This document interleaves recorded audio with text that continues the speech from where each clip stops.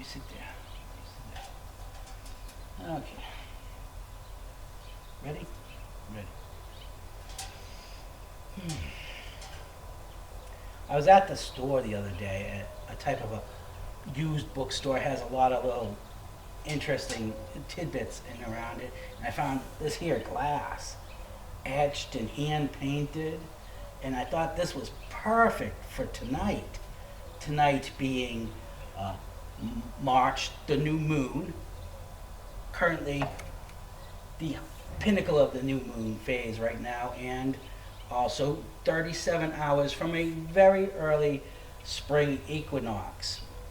And, I don't follow astrology and cosmology, but I have found that in my life, in my personal experiences, I do. Like, literally, I will have the other day a sense, a feeling of emotions, and then I will just, not check on it, but I will look, and then I will find that it was a Mercury going into retrograde, or some other planet going into retrograde, or some other astronomical event. And I cannot deny the use how this plays out in my life all the time. And so here I am, it's kind of celebrating my own little new moon phase cycle of moving from something to something else towards the spring equinox. I've been working on a spring training, if you will, to get myself ready for the future. And I wanted to start early, but really this did not happen because of several events that I got tied up with online and such things. But now I'm done with that, and so I can move on. And where will I be going? What will I be doing? I'll talk about that in a minute. But first, you have to understand, at 5 years old, I'm 55 now, at 5 years old, something very bad happened to me that literally froze locked in place through my central nervous system, my fascia, which is a system of connective tissue throughout the entire body. It's fascinating stuff. If you don't know what fascia it is, you should check this out, because one element of fascia is it solidifies. It becomes hard, makes moving tough. And so this is what fascia freeze is, and it can be very painful for me. It was extremely painful. You see, at 8 years old, I developed complex post-traumatic stress disorder, and that only amplified my fascia issues. And I recently overcame the CPTSD, and now I have been unlocking my fascia, which is connected to the central nervous system through the brain and the mind-focused states. Very fascinating stuff, which, I have literally gained 20 pounds over the past winter, but not because of poor dieting choices. I actually have better dieting choices, not because of limited activity. I literally have exercised more, yet the fascia coming unstuck has hydrated and allowed other tissues in my body, muscles and such, to grasp hold of emotional waters and releasing very, very interesting. So releasing old toxic emotions and, poisons of the biological sense. And so I am now celebrating all of that as I prepare to move forward from this with this new moon. And I have my Hekate shirt on, very interesting goddess, actually real. If you don't know who Hekate is, if you realize that we live in a physical reality, this was a created reality prior to the physical manifestation of this realm reality. There was spirits, and thus Hekate was one of these ancient spirits that existed prior to this physical reality. And so I did some meditation and I discovered Hekate as a reality. And therefore I associate her with my mother goddess of this universe realm. And so I have my Hekate candle and I have Hekate wine, which is a wine that I infuse with herbs. Very, very interesting process. You should get yourself some wine and you get tea grade herbs.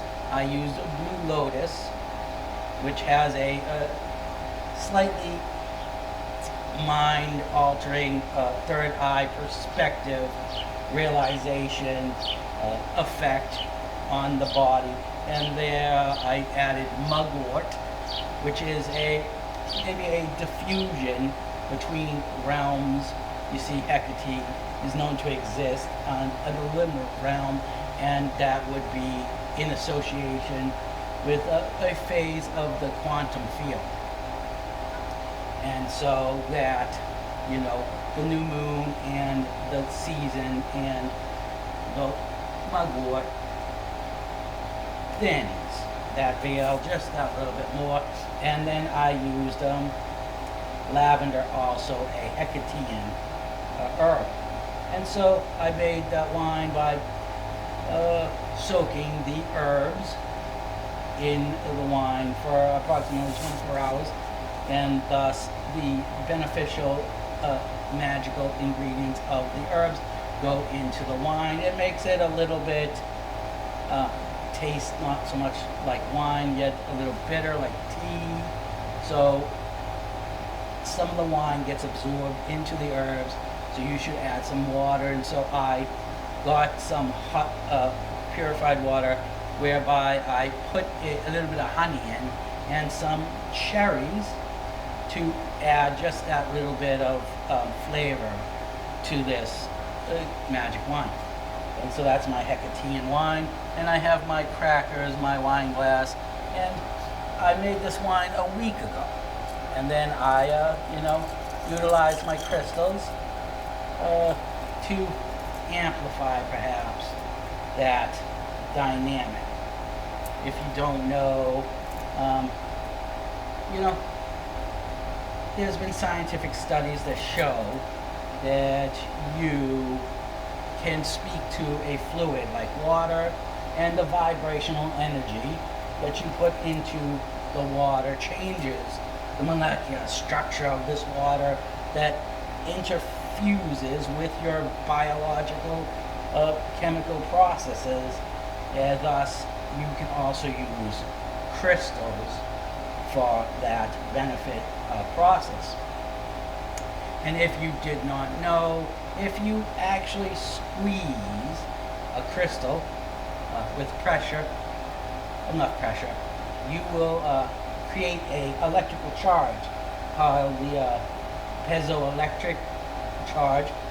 Very measurable, very beneficial. And I tell you this because as I was speaking about the fascia that we all have, that's the strange oddity with the fascia system. The fascia system in and of itself is the piezoelectric generator of the human body, perhaps the auric field generating factor. And so you can see why it's very important to have a healthy fascia system. And so now moving ahead, I get to have a moment, enjoy my little magic wine on the new moon, and I take a moment to celebrate, to reflect, and meditate. Meditate. And so I tend to, this wine, it gets thick with the tea. And so I amplify it, or I clarify it with some water that has also been crystallized for a while. Here I have a few crystals, a grounding crystal, a couple of lapis lazuli, a lot of quartz, and some fluoride, just for benefits of the water and of the whole entire process. Okay. Okay, all the excitement's over. Come on. It's just taking the trash cans in, guys. Okay. So there you have it. A live video being made live. I now have my wine and water concoction. And I reflect. Hekate. She has a thing with dogs, if you did not know, and I have dogs, always loving my dogs. I, over here in my Zen garden area, have a crossroad representative of, just changing paths and changing times, changing worlds. And associated with Hekate also, there's a three lamp light, also Hecatean association, whereby I have a little Hekate pendant, silver and purple crystal. And so today, while preparing for all this, while stretching my fascia, my dog Prince was getting glossy-eyed, literally from the ground, staring at this Hecatean, or this Hekate pendant dangling on the lamppost. And he was watching it very, very closely. He never noticed it before. I don't know what he was seeing, but the dog was clearly seeing something, so I took that as a very beneficial sign for this whole entire process. And so I reflect, from where I came and prepare for where I'm going with this here celebration. Let's taste. It's pretty good, really, actually.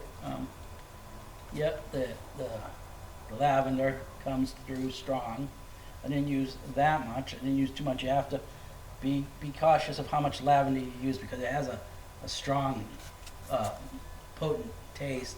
And the mugwort I can taste, which is an earthy taste. And the lavender and the mugwort, and then the blue lotus, which is a flower, really, a blue lotus, a lotus that is blue. I never noticed it having a flavor, so not even a flowery flavor, maybe a very, very light flowery flavor. And you really taste the honey and the cherry. So this is a good brew. I've had a few brews, and I've been researching, brewing wine. If you don't know your scriptures, back in the day of Jesus, they literally, while he was dying on the cross, tried to offer him herbed wine. And I said, hey, I want to know what that was. It ends up being frankincense, myrrh, and wormwood wine, an old recipe, literally still available. And so I'm going to try that sometimes. I did not know that you could literally ingest frankincense and myrrh, but apparently at a certain rate you can. So there, I'll have tried that. And yeah, it's a whole dynamic. So you see, there's the wine and the ending of one phase and the beginning of another phase. And so that is the magic within the whole idea of the season and the meditation factor. So, yeah, this is actually going to be pretty good. I have the my piece of moldavite on it, my little gemstone moldavite, shaped and polished on gold chain. It's very good. It reminds me of association with that moldavite that I kind of associated in another direction. And so goes life. As you can see, the sun is setting. The peak of the new moon being where I am, Phoenix, Arizona, Metro East, was at 6:25-ish, and 6:30 being the beginning of the sunset. Kind of really symbolic. There's so much tied in this dynamic celestial crossover, if you will. Like as you can see, the new moon phase starting the whole spiritualized, meditative, magic session, if you will, and the sun symbolic setting into the dark, new, stage. And the new moon often being the ending of something, and the perspective where you conceptualize seeding what you want to come to fruition, to manifest in your existence, which I'll do later on by myself. But basically, I'm ending the whole dynamic of social interactions that are not beneficial in existence to me. And I literally have gotten off of social media because social media is not so social, and it's not too much media either. I have been finding myself in a strange mindset lately. I know a lot of things. I've been associative of several dynamics in civilization. I straddle many bridges in amongst a private and a public society and locations. And so I am letting go of all of this as best as I can, because for me personally, safety needs to be my number one priority, and not that I'm in any danger. I'm not. I know this. I have had plenty of evidence to the point, yet I want to, in my brain, in my mind, in my whole concept of reality, especially my physical body, understand I have entered safety. So that is what I'm doing. I'm literally not associating any communications that I don't feel as a safe haven for me personally. And so that's where I'm at right now. And then I will, work on the whole dynamic of what I want to achieve next. I have, over the past week and a half, picked up a dozen journals. If you don't know, I have a journal fetish, if you will, or I just buy way too many journals. And so I have begun utilizing said journals instead of wasting words on the computer. And so, yes, I literally just the other day was getting coffee and doing the kitchen, and I got this really clear idea for perhaps, you know, 2 verses and a really good chorus. I ran over to one of my journals, a big no-lined page of paper, and just scribbled it all down. But I'm just playing with that right now. I have plenty of time. And I have my kung fu, my karate sort of here. I got the staff, and I got the tonfas, and Hekate sticks, and nunchucks, and sais. And so every day, at least for a little while, I come out here, I go to my little meditation pad, I stretch, I move, I focus, I meditate while doing these little bodily activities. And that is part of the process. I would be walking more, but we're in a heat wave. If you did not know, the whole Southwest is in a very odd, an extremely odd, record-breaking heat wave. Meanwhile, the Northeast is getting plummeted with the heat and freezing, storm, terrible. Terrible weather. Yeah, that's really good. So, yeah. I bought a couple of records yesterday. With when I was at the store. And I got George Michael,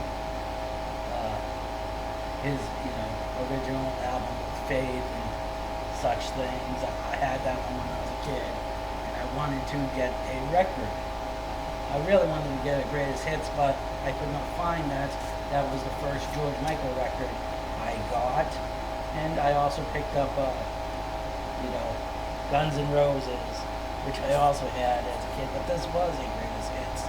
So, I picked me up Guns N' Roses and George Michael to add to my record collection. While I was there, I found a Rihanna. A 2006 Rihanna album, her second album, literally. I almost bought it. I had to, actually look it up on the phone right there and then. I probably should have bought it. But yeah, that was $35. That's a good price for the number 2 album. That looked like a good album. And so, that's where I'm at. I have my candles burning, and the sun is setting. I have me some crackers. I don't eat crackers too much nowadays, but with the wine, it's always good. And, how are you? I wish you'd leave me a comment. But chances are people aren't even gonna watch this video more. It's my thing. Or at least no one's going to admit to watching this video.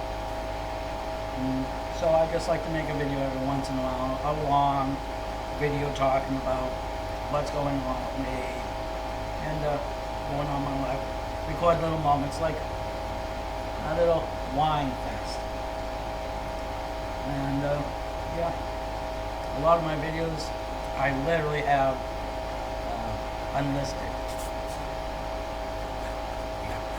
I've had problems with the YouTube before.